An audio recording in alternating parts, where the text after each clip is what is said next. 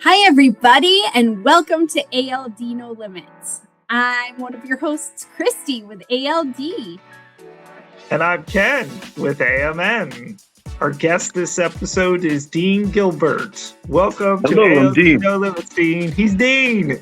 Welcome. Yeah, Dean. Thank you. We are thrilled to be with you today and talk with you about your journey. But before we get into ALD, tell us a little bit about yourself, where you're from, and what you're up to these days. Well, I'm currently living in the Philippines mostly. I'm there 10 months out of the year. I'm in the States right now. I come for 2 months every summer to visit. There's birthdays and things like that all combined. So I get those plus the nice weather. So it works out great. I am on a disability income and have been for about 20 years. So it's a big part of the reason I live in the Philippines. Over there, I can live a pretty modest, middle class, upper middle class life. Whereas here, I'm on the poverty level. It's not so exciting. I don't get to do as much. So, it's a little mix and match. I like it there because of the lifestyle, but I miss my family and my friends here. I miss the food here, things like that. Currently to stay busy, what I do mostly is I go to the gym. I go to the gym and I cruise around in my wheelchair, I go through the mall. I just have as much fun as I can because I get tired of being sedentary and I just can't stand it. I go crazy. One day in the house is okay, but if it's a Saturday and a Sunday, by Sunday I'm going crazy. I got to go out and do something. I'm like, go. Yeah, my legs don't want to go, but my brain wants to go. And it's a battle. Yeah. Oh, yeah. Awesome. And tell us a little bit about your family. My family, currently I'm married. We've been together 7 years. I've been married for 4. I have 2 kids, 2 boys, so I don't have to worry about them having ALD. One will be 34 in July, and the youngest turned 24 yesterday. And then I'm staying at my mom's house currently while I'm in the States, and she just turned 80 on May 10th. So I had a big surprise party for her. And awesome. It worked out awesome. Yeah. So it was kind of a big deal, and it was fun. It's basically my family. I got a small, tight-knit family. I have cousins, spread out, Vancouver, Idaho, Montana, things like that. And my dad passed away in 1999. He was pretty young. He was 56. I was too young for him to go. But that's basically my family in a nutshell right there. Nice. And where is your mom's house? Where are you right now?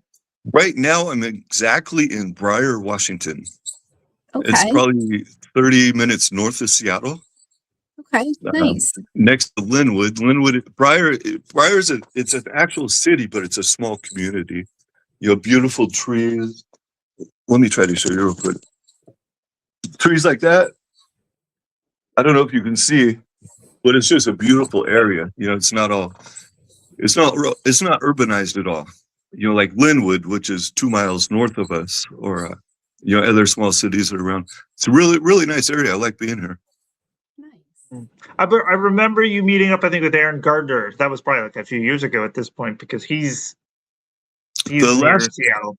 Yeah, the last time we met up was, I believe, 2 years ago. Okay. Yeah, not last year. So, we did that.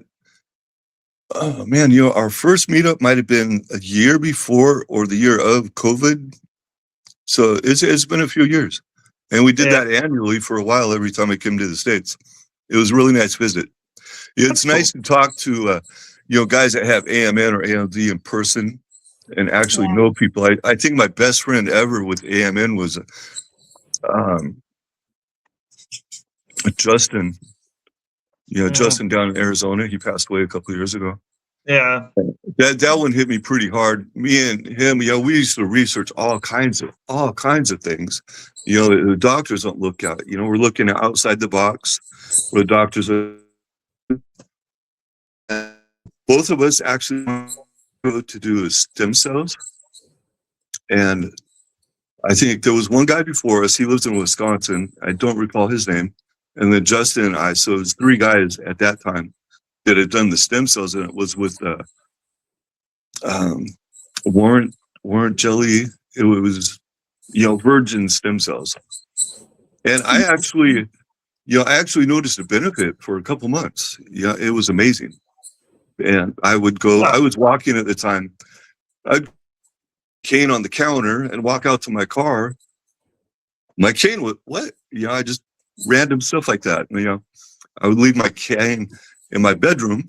I'd be sitting in the living room watching TV, go to get up and grab my cane because that's what I used to.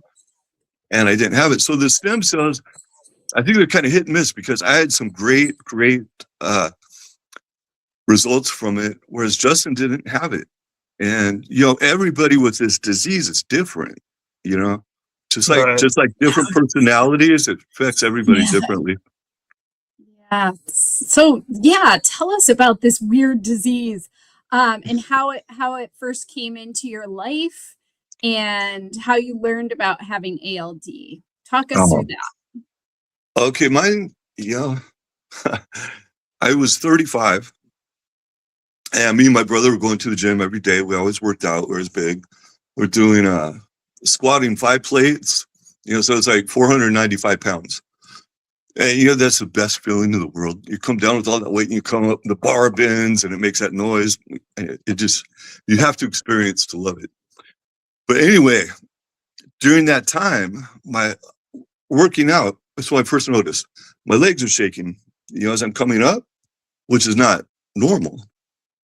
And maybe once in a while I would just trip. I'd trip over an ant on the sidewalk, something like that. Right.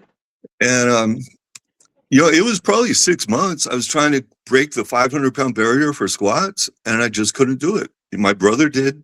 I couldn't do it. My legs were shaky. I was getting weaker. I spoke with my mother about it. And when I was 19, I was going to go in the Army. I was going to fly helicopters, be a warrant officer and all that. And I had hammer toes and pescabas feet, which is not so much AMN related, but this is important to talk about. It was an offshoot of Charcot-Marie tooth disease, which is another neurological disorder. Have you guys heard of that? Thank you. Yeah, I have. What I have is hereditary neuropathy with liability to pressure palsy. So if you're sleeping and your arm falls asleep, I have that, but it could last for months or years. Your arm falls asleep. I heard a nerve at work, and this was before any diagnosis or anything. And I couldn't lift, anything. I tried to lift a gallon of milk and it just fell. I had total paralysis of my arm. And that was probably, maybe I was 25. And I had other examples as I was younger, just random things. I sprained my ankles a lot. I used to be very active and ski and do all these things. But so anyway, backtrack, I spoke to my mom about it, and she reminded me about the Army. Remember that doctor told you couldn't go in the Army because you had this blah, blah, blah disease? And I'm like, yeah, I remember. So she suggested I go to the doctor. I went to a doctor who sent me to a neurologist there in Everett, Washington. And he did some testing, finally did a DNA test. And that's when I came back with the HNPP, or the offshoot of Charcot-Marie tooth disease, which is a mutation on the PMP22 gene. So that was all confirmed. I was 35-ish, but I was still having issues. Over a couple-year period, things are getting worse, and I'm not having the symptoms of HNPP. I'm having other symptoms. So that doctor in Everett sent me to University of Washington here in Seattle to the guru neurologist, these specialist guys. They did testing. Every time I went to my appointment, there was like 8 to 10 people in the room, because they didn't know what I had. Did you have this? Mercury poisoning, this. No.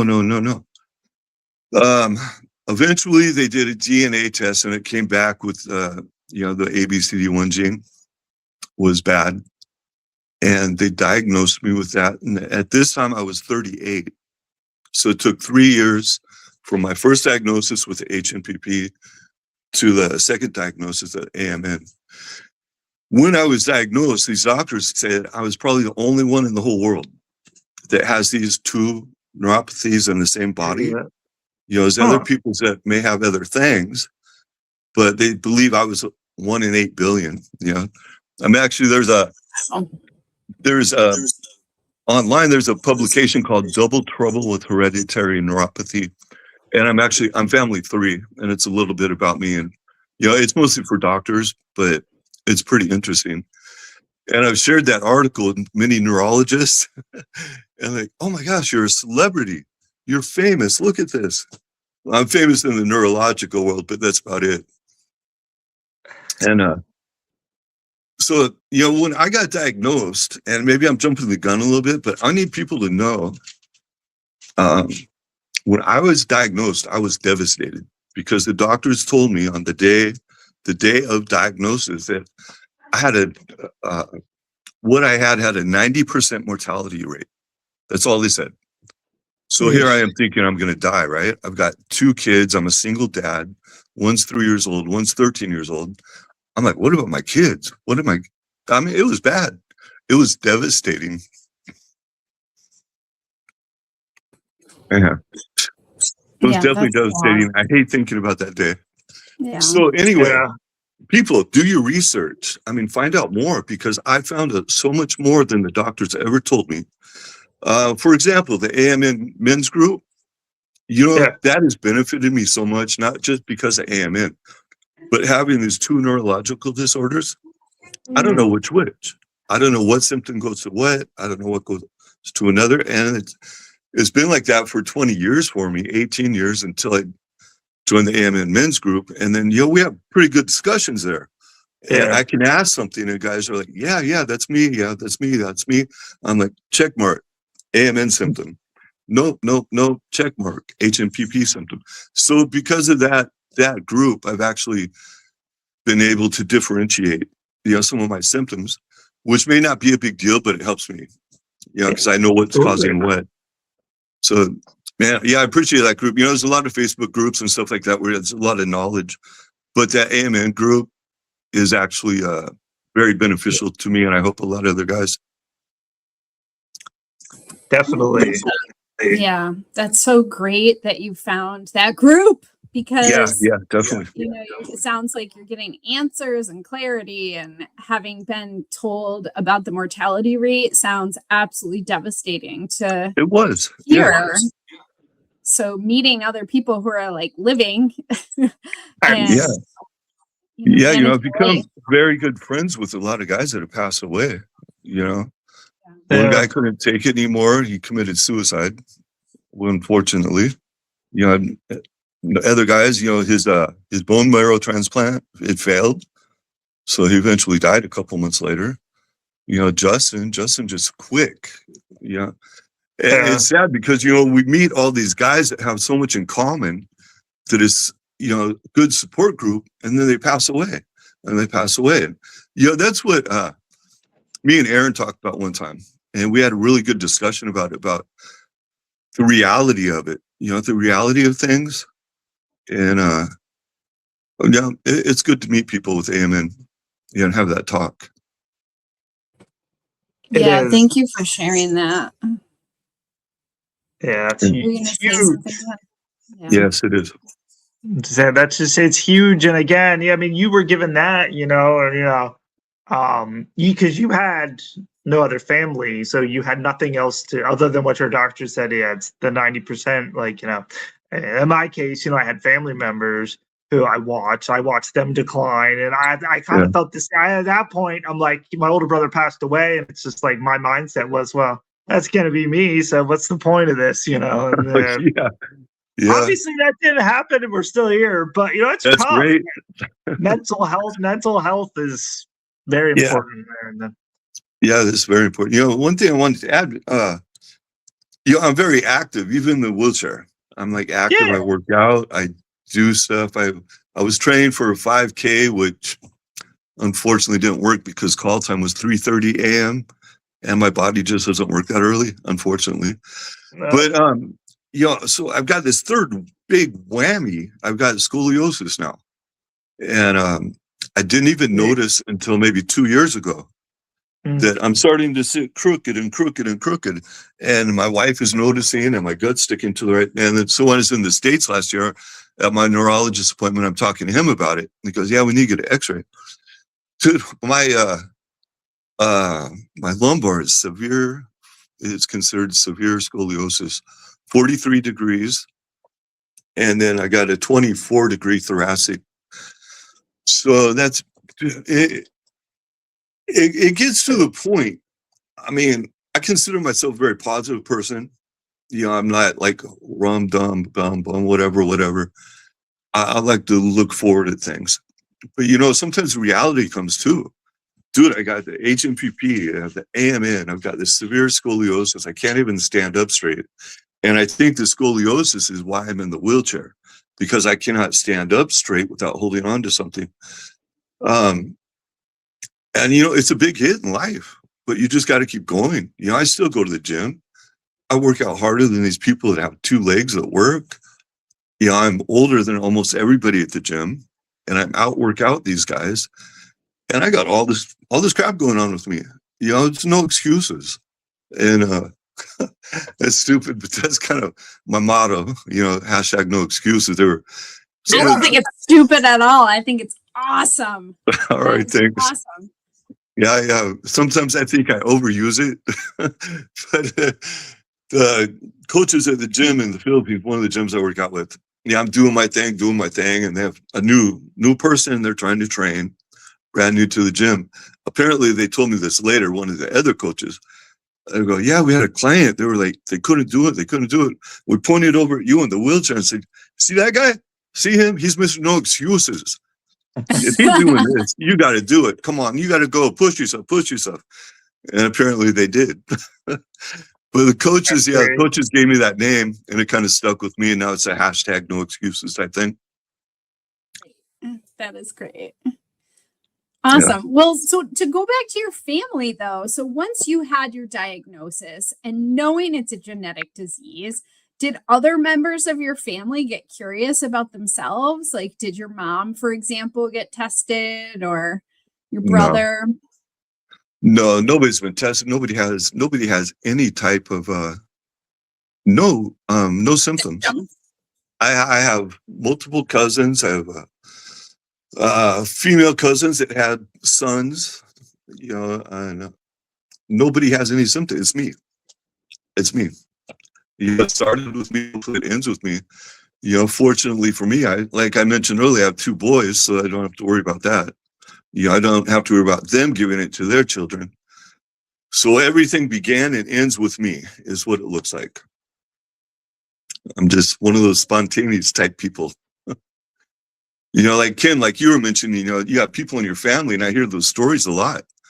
You know, so you're talking about, yeah, I watched my brother die, I watched him this, I watched that, I watched my uncle. Yeah. And, you know, I don't have that experience. The only experience I have is with other guys online, and, you know, the few that I've met in person. You're just over there at the beat of your own drum, and that's kind of cool. Yeah. What's that? I said you're just over there on the beat of your own drum. So yeah, exactly. That's what it feels like. Yeah.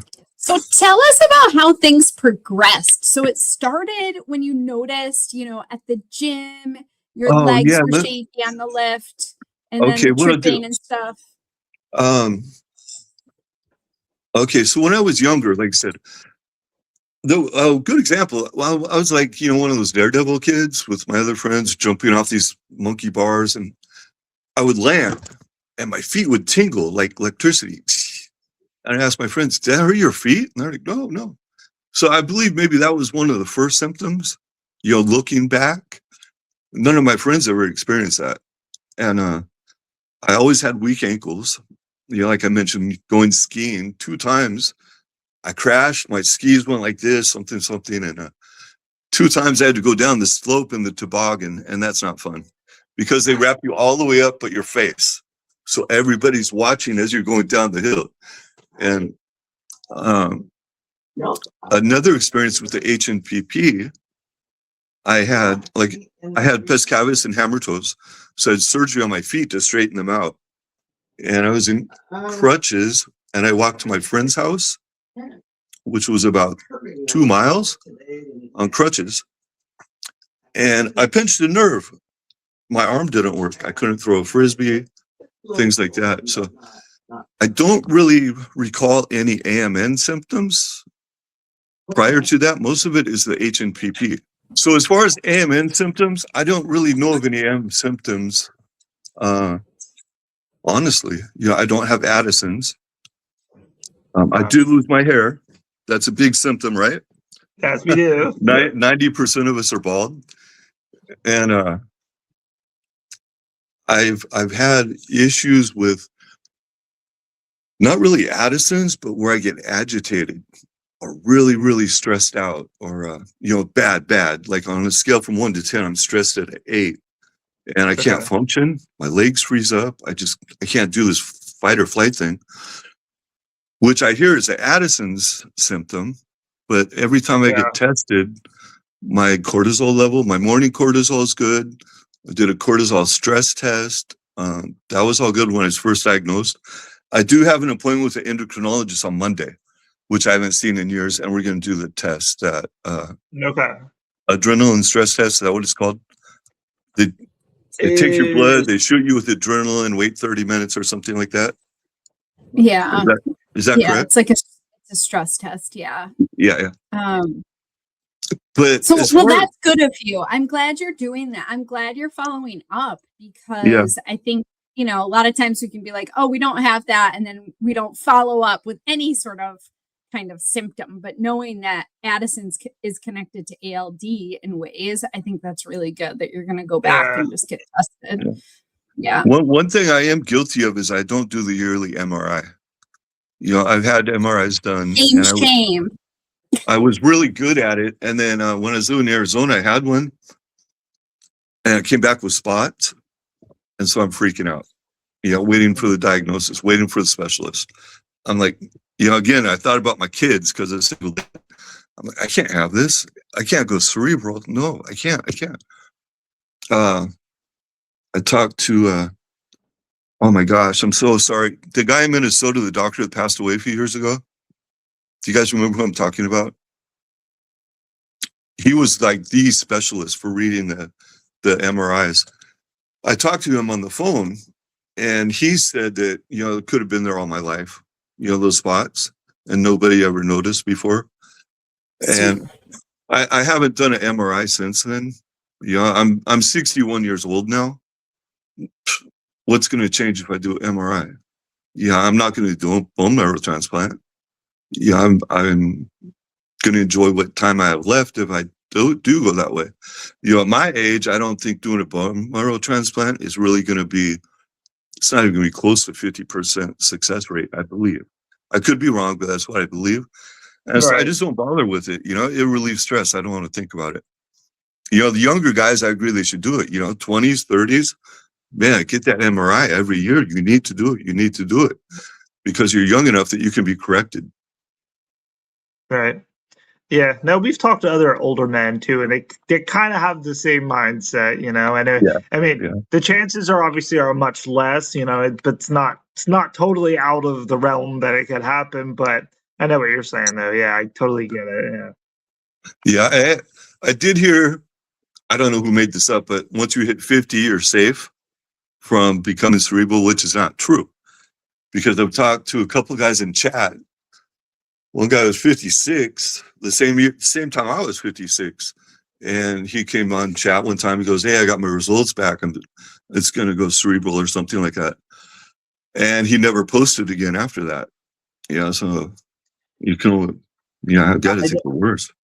But it's not foolproof, like you're saying, Ken. It's not foolproof. It might hit any time, but the older you get, the safer you are, per se. Right. And not to say, obviously people can live a very long age, but I'm like, if it would happen, you can always say you lived a good life. That's kind of how I would look at it. That's how I look at it right now. That I didn't die, before I was 40. So I'm like, I had a good life. It's like it's such a weird mindset, but sometimes you have to wrap your head around it, depending on the situation. But man, you're right on with that. And, I always think, this might kind of sound goofy, but I always think, I'm at war with AMN is what I feel like, right? And I Yep. lose a battle. I lose a battle. I lose a battle. I'm in a wheelchair. It's progressing. It's progressing. I'm fighting. I'm fighting. The ultimate thing, if I die from anything but AMN, I've won. That's what it comes down to, right? I beat Yeah. AMN. You know, I could have a heart attack. I'll be okay with that. This could happen. I'll be okay. As long as the AMN doesn't take me, I've won.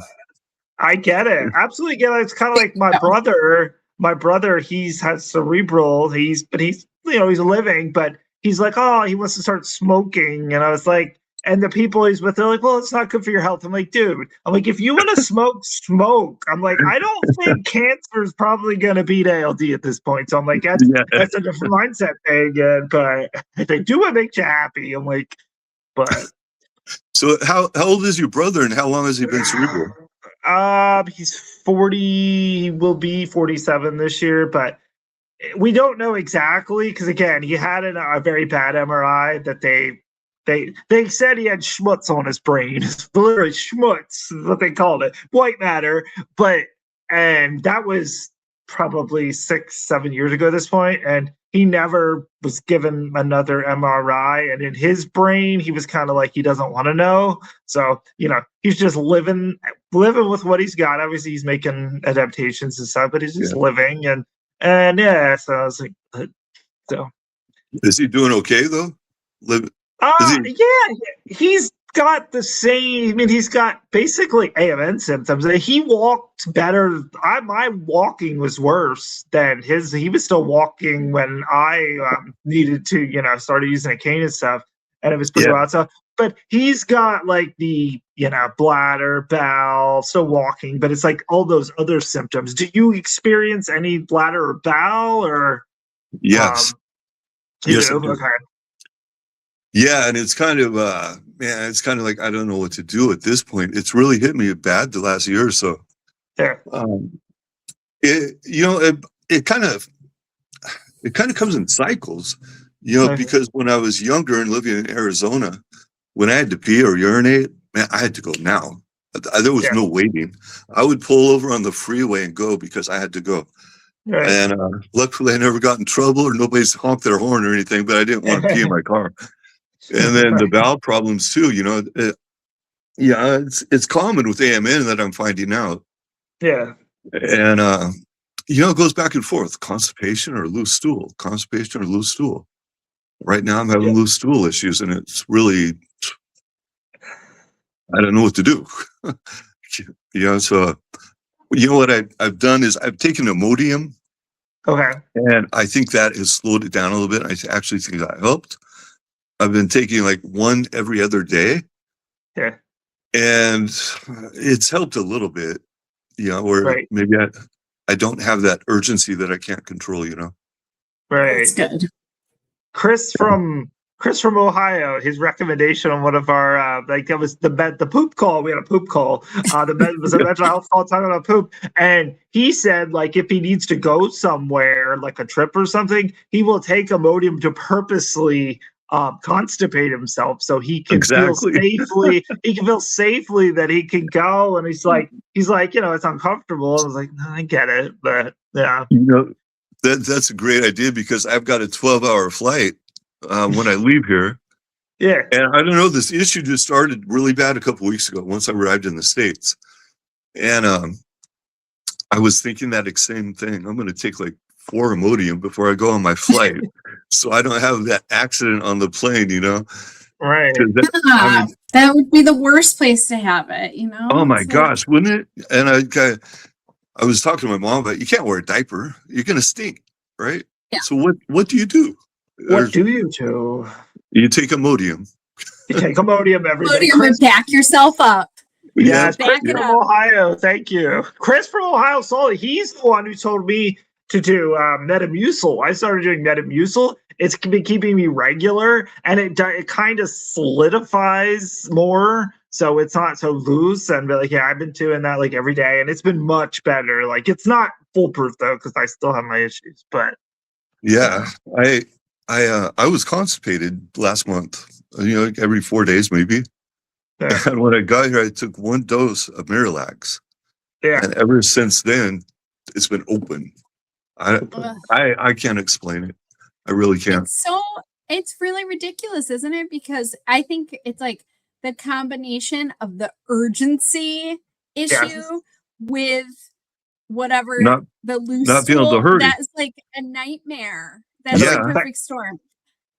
Yeah, the urgency and not being able to get up and run. That is the problem. Right. That too. Throw that in there. I'm going to get a little too personal here. Maybe it's a common thing, but it's like my sphincter muscle won't tighten. I don't know if that's a common thing or not, but yeah, I think that is a common thing. If it's going to go, it's going to go. You know, I have like 30-second warning, maybe something in my wheelchair. You know, trying to get right. Well, we are ALD No Limits, so this is No Limits at all. Okay. We'll talk about sphincter talk at all. It needs to be out there. Table. The more we talk about it, as Jesse always says, like the more we talk about it, the more it makes it normal. I mean, for the community, you know. Yeah, you're exactly right. Going through it. That's what I try to do with my Instagram page. I'm trying to get the word out for everybody because when I post a reel or something from the gym, I do hashtag Adrenomyeloneuropathy, things like that. And it's actually worked. I mean, also the HNPP, but I had a guy from Scotland contact me, private message, ask me questions. I've had a couple of guys from France contact me about AMN, what I do about this, what I do about that. So it's really a good avenue to go out. I'm definitely not an influencer or anything like that. I don't know how to be that. I don't know if I want to be that. But if I'm getting people's attention and can help them, that's what's important.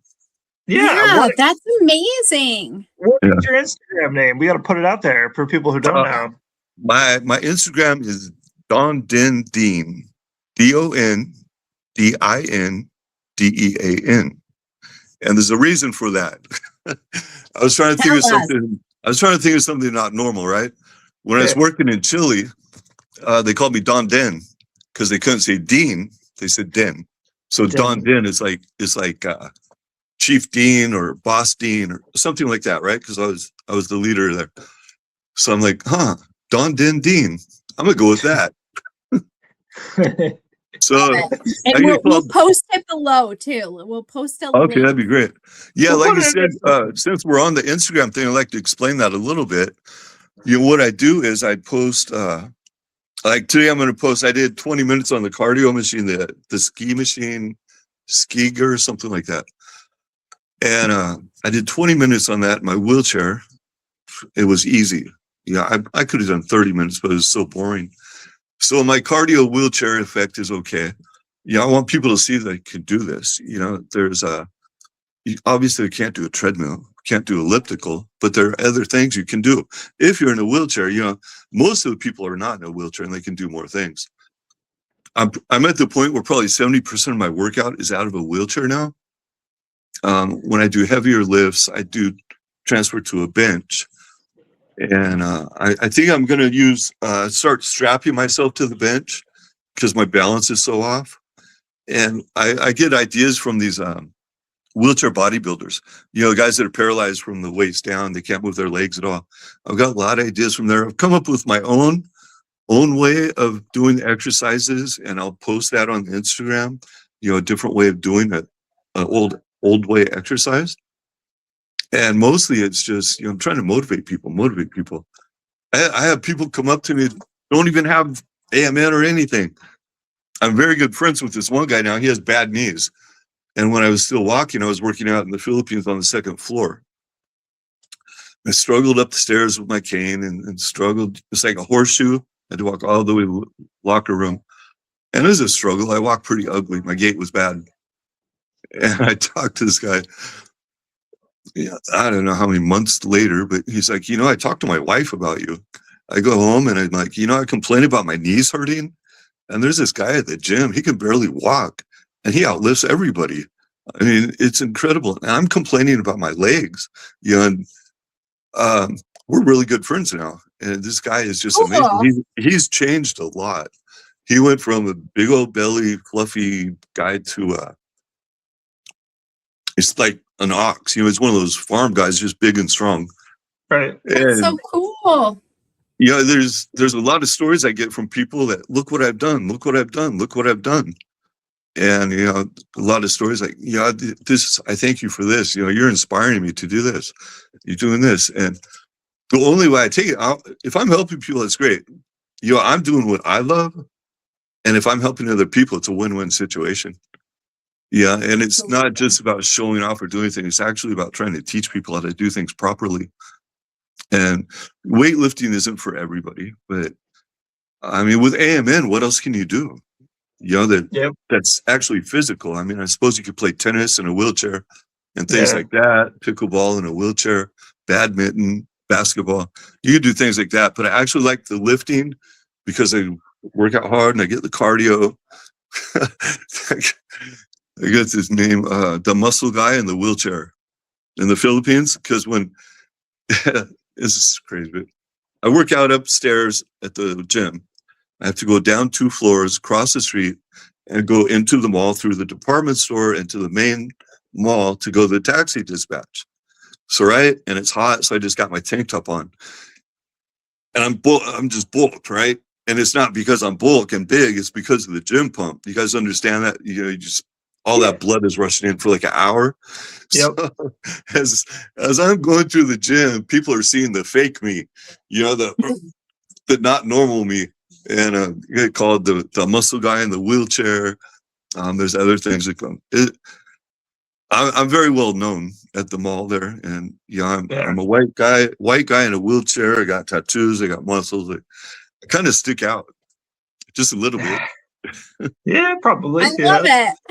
I think that's cool. I mean, it's so inspiring, and I love that guy came up to you to tell you, you know, that you were inspiring to him, and he told his wife about it. Now you guys are friends. That's a great story. I love it.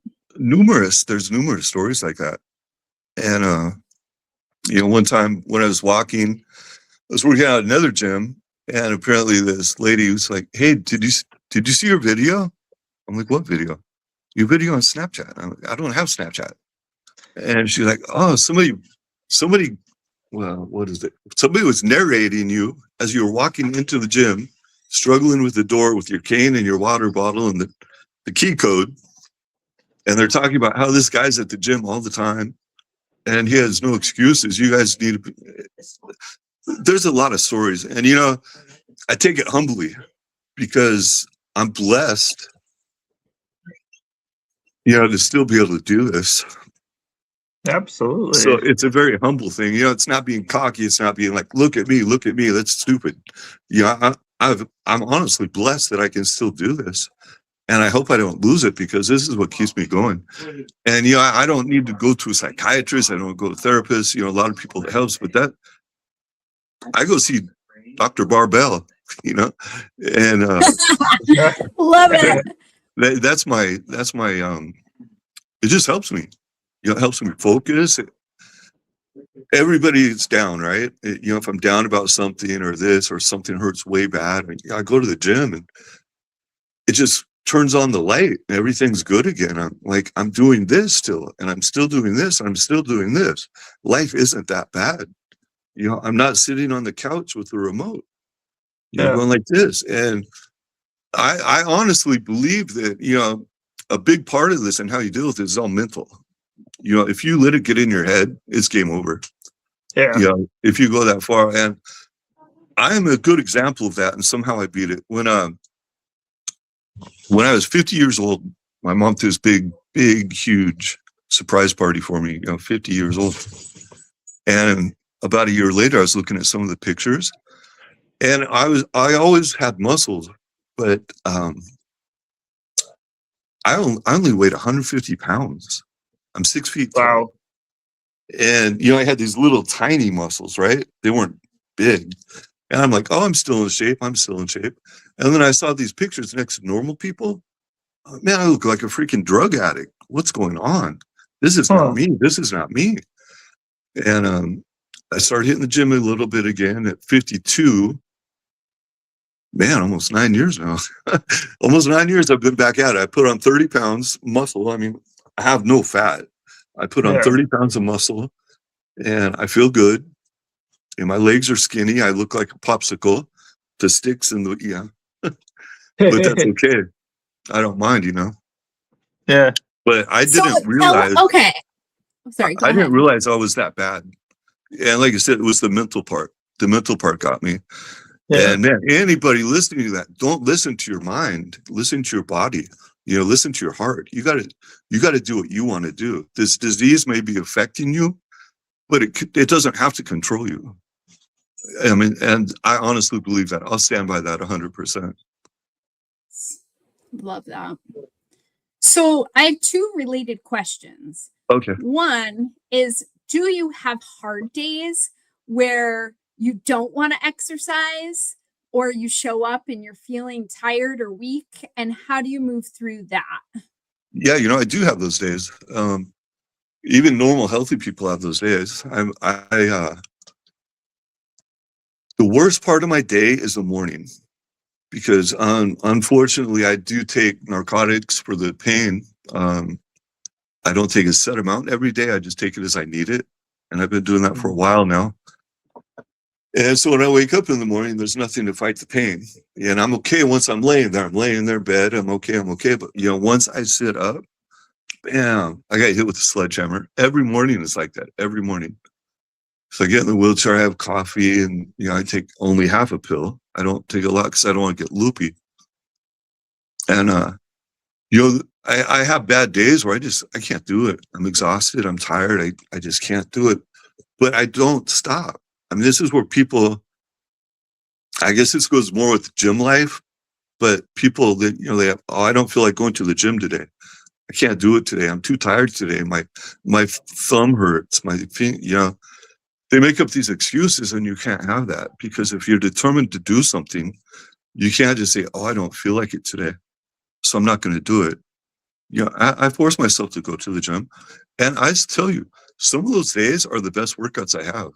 When I finally get in there, takes 15, 20 minutes to get warmed up, get the blood going, then you forget about all the bad stuff and you just concentrate on, you know, making yourself better. But I do have those bad days. I do. I'm not going to lie. I have days where I get depressed.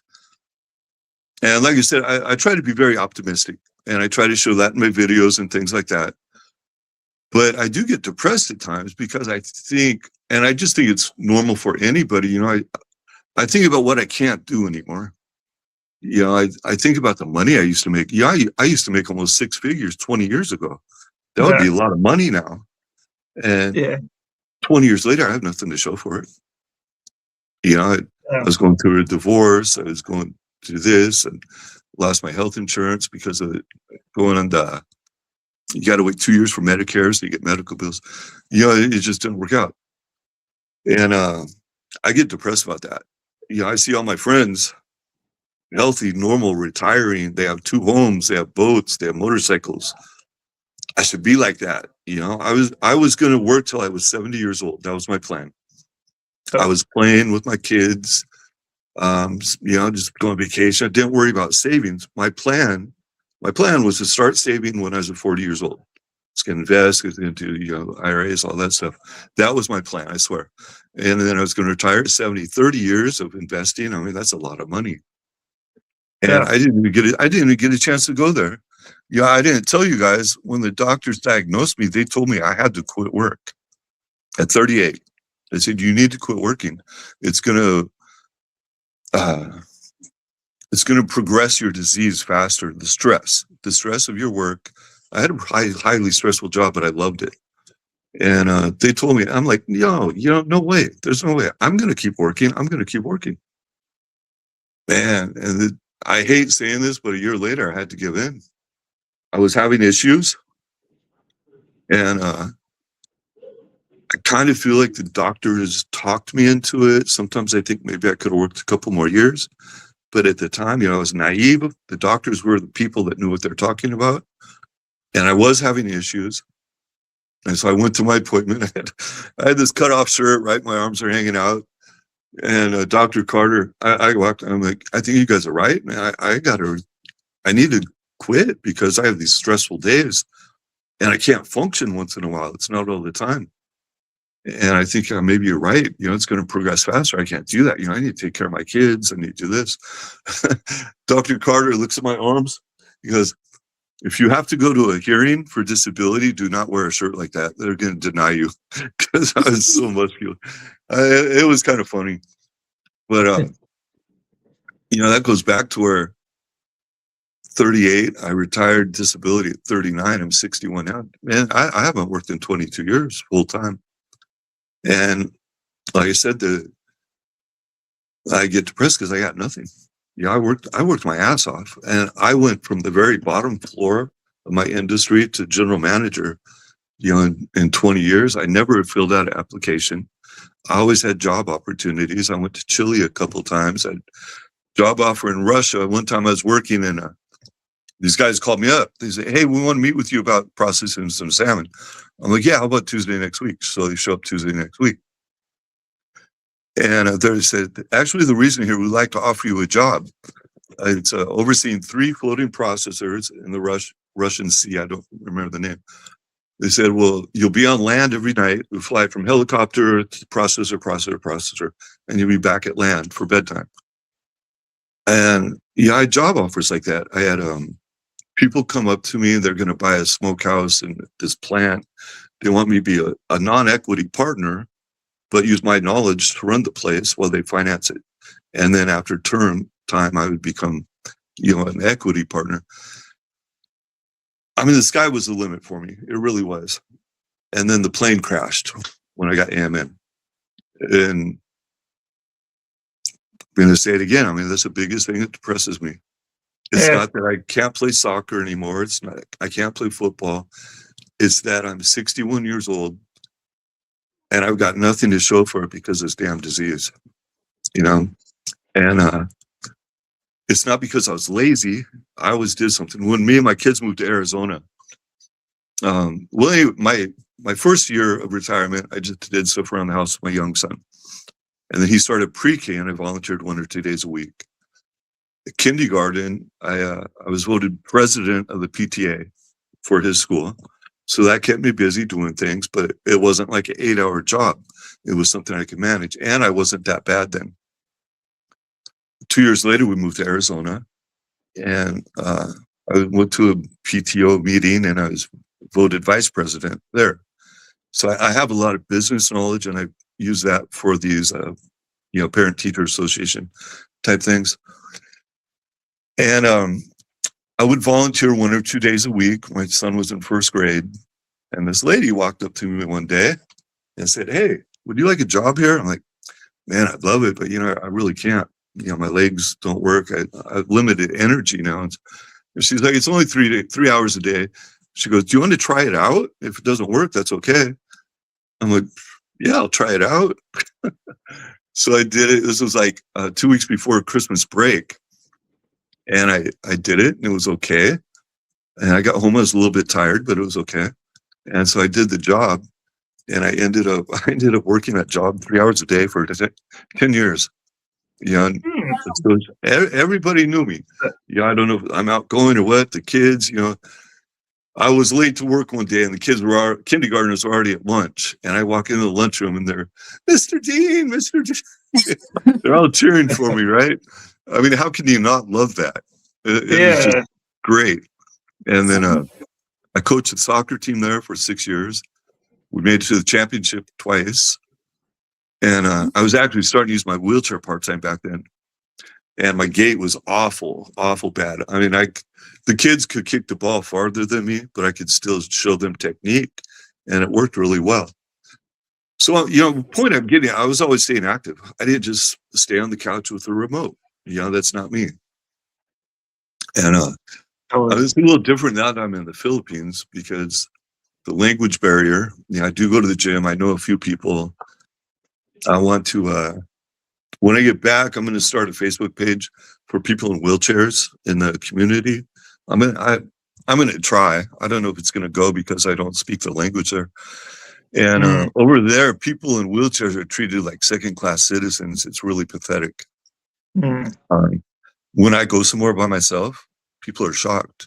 They're like, "Where's your assistant? Where's your pusher?" I cut my head one time and I had to go back to get the stitches out.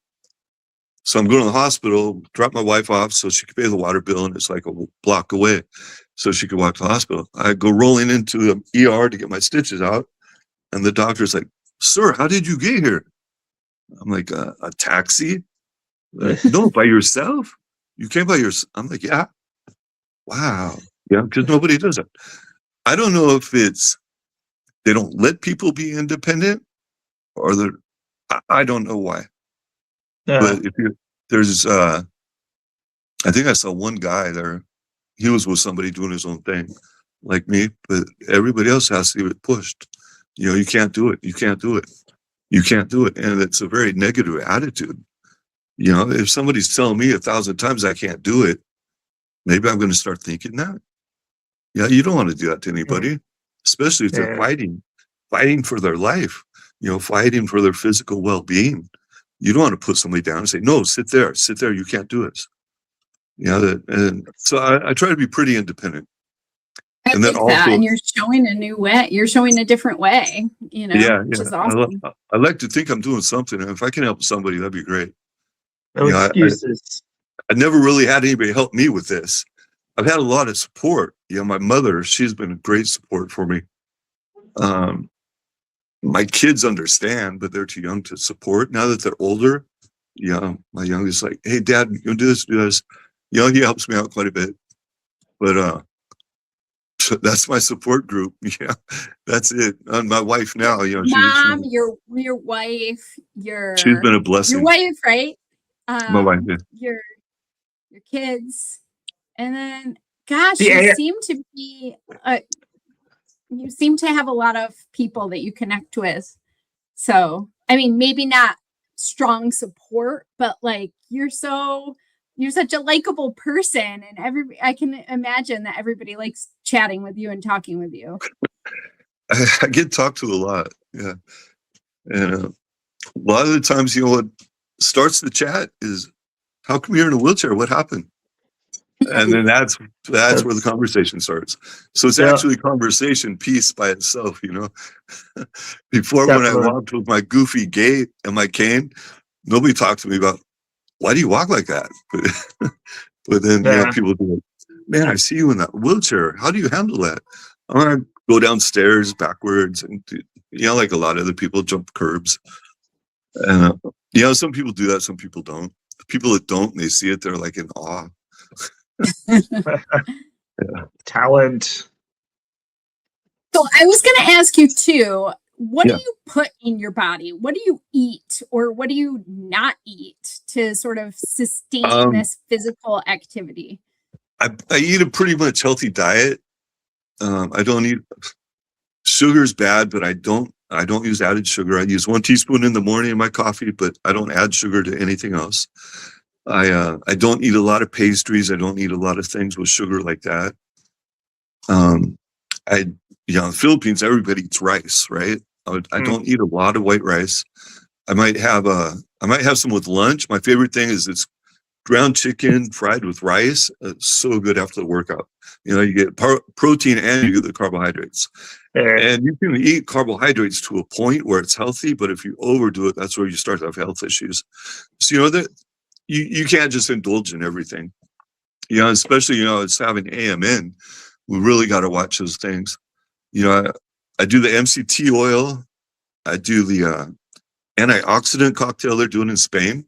The alpha lipoic acid, N-acetylcysteine, and vitamin E. I've been doing that for years, and that's really made a big difference. The omega-3s, vitamin B. The only medicine I really take, I take Tadalafil because it helps me urinate. It really does. It just opens the urethra. I don't know how it does it, but if I don't take that, it's just a little weak stream. So I take Tadalafil. I take 100 milligrams of testosterone a week, and that puts me right about mid-range where I'm supposed to be. Because before it was, I was on the low range, and that's when I was about 49, 50, 51. So that's made a change. And then I take the Narcos. Yeah, it's pretty much all the medicine I take, the supplements I take, and I try to eat healthy. I don't do a lot of dairy anymore. I used to do dairy all the time. Yeah. Now the dairy I do, I like Breyer's natural vanilla ice cream that I can't get in the Philippines. Oh, I splurge over here, man. I just binge on it. No, I don't really binge on it, but I do have some, because it's here and it's one of my favorite things. And my wife bakes a lot. She bakes cookies. She bakes cakes. She sells cakes on the holidays. And so that banana bread, oh my gosh, is so good. So I have that temptation all the time, and I'll have a piece of banana bread, and that's it. I don't overindulge, but I honestly believe, some people are too strict, but everything is in moderation. I follow this lady. I think she's like 4'10". She's like the shortest bodybuilder there's ever been, and she's pro. She's placed first place, and she teaches her clients about that. You can eat whatever you want, but it's in moderation, and that's the key. Some people are too strict. I'm not gonna say anything bad about people who do keto diet, Mediterranean diet, whatever. That's them, and that's what they like. But for me, it's about moderation. I cut out sweets. I cut out dairy. I cut out things I think is bad, but I will eat ice cream once in a while, or things like that. You have to enjoy life. Yep. Yeah. So Ken has an important question for you. Our $1 million question. I think it's time. It's time. If you could live one day without ALD, what would you do? Oh my gosh. One day? You can have 24 two. hours. 24 hours, right? Sure. I got 20. So the first thing I would do is not sleep. I would enjoy the full 24 hours. Exactly. The first thing I would do?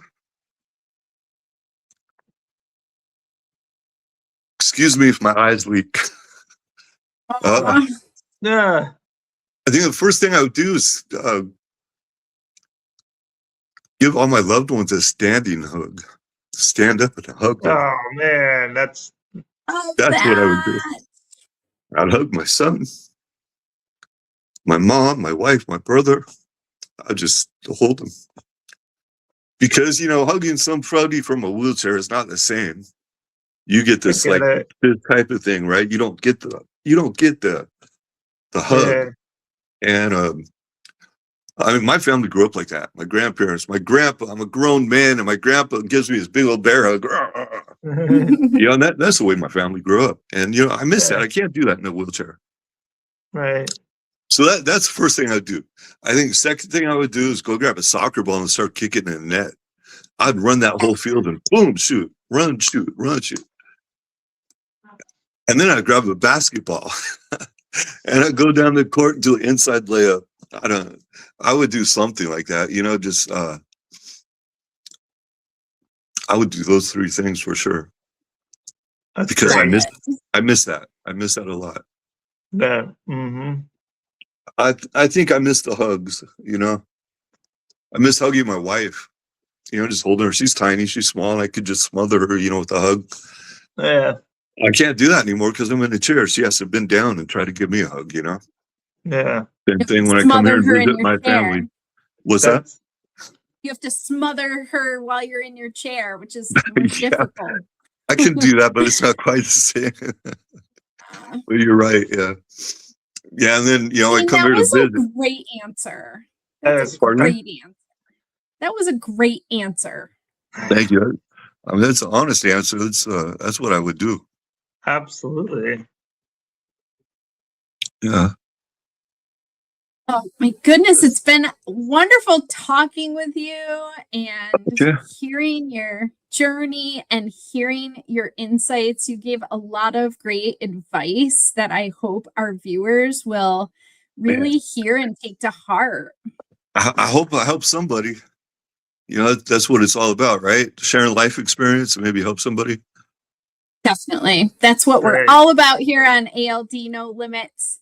So and I would just like to repeat one thing, about the, don't let this stuff get in your head. Don't give up. You know, like I did. Like I didn't know I gave up, you know, until I told you about my 50th birthday and I saw myself.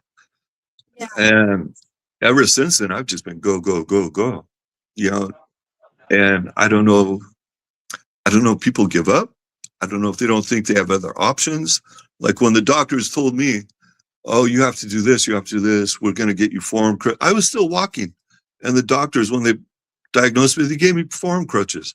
You're going to need these, you're going to need this bar for the toilet. They like wrote me off as dead. And I was still walking and stuff. I had maybe like, at my whole day, my whole week, I had like 10% of my week was an AMN symptom, not 100% of it. And these doctors wrote me off as dead, and I fell into that trap. I mean, don't do that. You got to think for yourself. You got to think about what you can do. And, you know, basically the sky's the limit as long as you don't stop.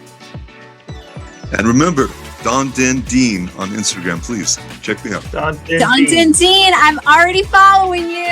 All right. And Thank you. everybody needs to remember, at No Limits, nothing's off the table. No excuses. And no That's right. excuses. Yes. Thank you very much. Thank you, guys. Thank you, Dean.